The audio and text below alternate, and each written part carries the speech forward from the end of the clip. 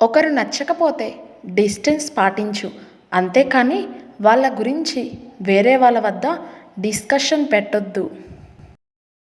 వెతుక్కుంటూ వెళ్ళకు, అవమానపడతావు. ఎదురు చూస్తూ ఉండకు, మోసపోతావు. నిన్ను మాత్రమే నువ్వు నమ్ముకో. ఇది నటన ప్రపంచం. పొగుడుతున్నారు కదా అని పొంగిపోకు. నీ అవసరం వాళ్ళకి అవసరమేమో అని ఆలోచించు. మాట్లాడే మాటకి కూడా ట్యాక్స్ ఉంటే బావుండు. అప్పుడైనా నోరదుపులో పెట్టుకుంటారేమో. మొదటిసారి మోసపోతే అది మోసం చేసిన వాడి తప్పు అవుతుంది. రెండోసారి మోసపోతే అది నీ తప్పే అవుతుంది. విలువైంది సంపాదించాలి అనుకోవడంలో తప్పు లేదు. కానీ ఆ ప్రాసెస్లో నీకు విలువనిచ్చే వాళ్ళని మర్చిపోకూడదు. మామిడి చెట్టు దగ్గరికి వచ్చినంత ఈజీగా ముళ్ళ చెట్టు దగ్గరికి ఎవ్వరూ రారు, వెళ్ళరు. మనిషి జీవితంలో కూడా అంతే. డబ్బున్న వాళ్ళ దగ్గరికి వచ్చినంత ఈజీగా డబ్బు లేని వాళ్ళ దగ్గరికి ఎవ్వరు రారు. ఖాళీగా తిరిగేవాడి దగ్గర ఉన్నన్ని పైసలు పని చేసుకునేవాడి దగ్గర ఉండట్లేదు. నువ్వు మంచివాడివి అవ్వాలా? అయితే అడగగానే డబ్బులు ఇవ్వు. నువ్వు చెడ్డవాడివి అవ్వాలా? అయితే ఇచ్చిన డబ్బులు తిరిగి అడుగు. విలువైంది సంపాదించాలి అనుకోవడంలో తప్పు లేదు. కానీ ఆ ప్రాసెస్లో నీకు విలువనిచ్చే వాళ్ళని మర్చిపోకూడదు. అద్దం మాత్రమే మీ బెస్ట్ ఫ్రెండ్. ఎందుకంటే మీరు ఏడ్చినప్పుడు అది ఎప్పుడు నవ్వదు. ఒక వస్తువుని కొత్తలో బాగా ఇష్టపడి కొంతకాలం తర్వాత పక్కన పడేస్తారు. దురదృష్టం ఏంటంటే ఇదే పద్ధతి మనుషుల మీద కూడా ఉపయోగిస్తున్నారు. నీళ్లు లేని చోట కన్నీరైనా తాగి బ్రతకాలి.